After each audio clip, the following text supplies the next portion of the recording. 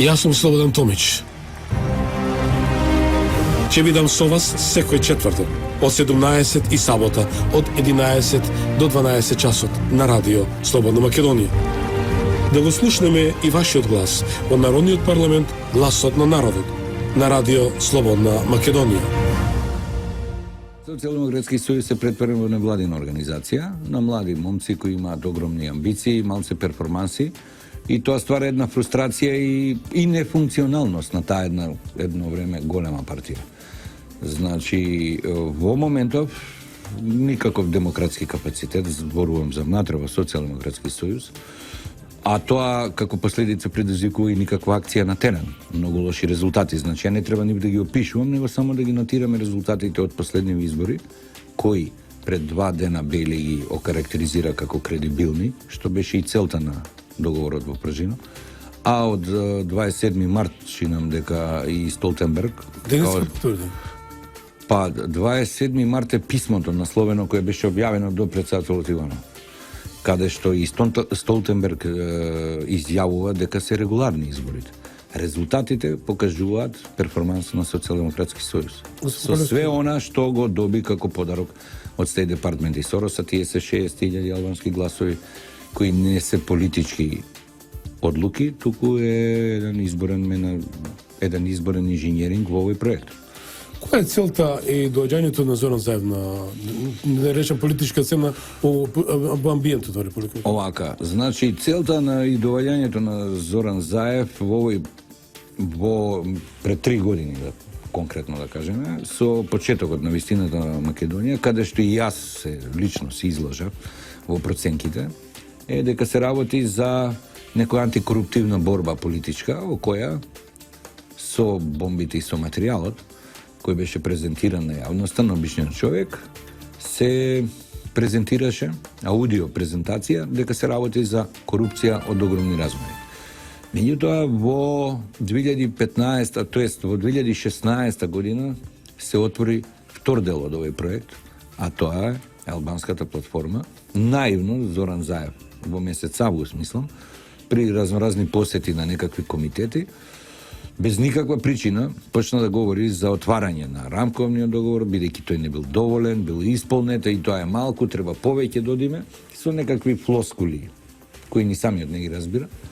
И веќе тогаш сватив дека ова е сериозен проект, регионален проект, во кој се отвараат прашања кои овој народ, оваа држава, овој систем ниту е спремен, ниту подготвен, а уште помалце па и можам слободно да кажам и политичката елита е подготвена за така сериозни прашања отварање, кој што ги отвори Зоран Заев. Подилетантски, да не кажем индијански, не може да се отворат системските вредности на оваа држава. Он ги отвори. Што стои за тоа дилетантско однесување? Па јас сметам дека се работи за класична политичка корупција, кеш. Кеш? Да, и тврдам дека е во прашање само тоа, бидејќи не гледам бенефит некаков друг. Да албанците тоа го многу вешто го прават, бидејќи они не се должни ништо од нас да ни понудат за да поверуваме во нивната намера за права, за позиција нивна, индивидуална, колективна позиција во оваа држава. Не нудат ништо на македонецот, за македонецот стварно да поверува во она што го бара. Него они едноставно бараат, а не нудат ништо. Чим не нуди ништо албанската политичка елита, значи дека целата таа работа е платена. Колку тежи тој кешот? Не можам јас да знам сега, ме ставаш во позиција дека јас све знам. Не знам, се шпекулира дека се работи за сериозен износ на финансиски средства, ама тоа е све во сферата на шпекулацијата. Не би сакал сега да долевам зејтин на оваа запалена атмосфера. Меѓутоа знам дека се работи за недвижен имот во Берн, тамо, во Швајцарија, и тоа токму во периодот дека он престојуваше таму. Каде што даде беса дека ќе ги задоволи апетитите на... Па ја не чув збор беса, меѓутоа чув едно бесконцептуално политички лито ветување на луѓе кои не се видомли ништо човекот им вети, дека Охридскиот договор треба да се надмине, дека тоа е тесен, дека тоа е минато, што да не идем и над Охридскиот договор, не знам што му значи тоа над Охридски договор.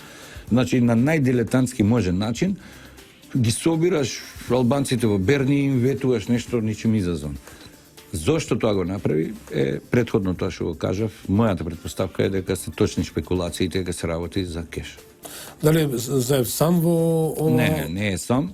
Сите овие денеска што се членови на извршниот одбор на Социјалдемократскиот сојуз имаат сериозна одговорност што ќутат додека се ова се случува. Некој е пратеник во парламентот, некој чека министерска позиција, меѓутоа овие моменти кога за формирање влада и подписи за таа влада се разговара за вакви системски тектонски пореметувања, сноси и одговорност. Не е само бенефит. Сноси одговорност. Таа одговорност ќе видиме кога. Дури може да биде тоа некој ново ДПМН, може да биде некој нов социјалдемократски сојуз, меѓутоа на оваков начин помеѓу две партии договарање на промена на системно уредување на една држава е сериозна одговорност политичка, а подосна и кривична. Дали се млади, дали се неискусни, не знам, меѓутоа тоа е сериозна работа што во моментиве се случува, они сметаат дека со дебата на телевизија тоа се ќе биде оправдано. Јас сум Слободан Томич. Ќе бидам со вас секој четврток од 17 и сабота од 11 до 12 часот на радио Слободна Македонија. Да го слушнеме и вашиот глас во Народниот парламент, гласот на народот, на радио Слободна Македонија.